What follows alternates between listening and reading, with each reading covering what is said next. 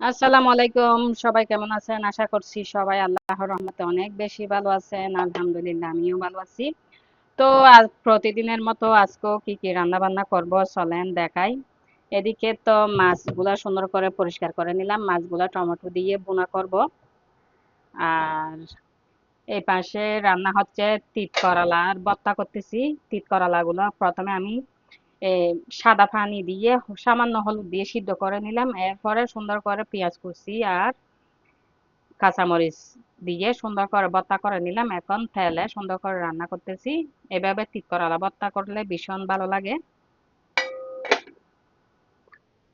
আর এদিকে বাচ্চাদের পছন্দর আলু ভর্তা করে নিব। আলু ভর্তা কিন্তু বেশি পছন্দ করে বাচ্চারা, সেজন্য তিত করলা ভর্তা তো খাবে না, সেজন্য আলু ভর্তাটা করে নিব। আলুও সুন্দর করে ম্যাশ করে নিলাম, পেঁয়াজ কুচি আর কাঁচামরিচ দিয়ে লবণ দিয়ে মেখে আবার তেলে রান্না করতে হবে, না হলে কিন্তু খাবে না। কাঁচা সরষের তেল দিয়ে খাই না আর কি। আবার রান্না করতে হবে, সবকিছু মেখে নিয়ে তারপর আবার রান্না করব।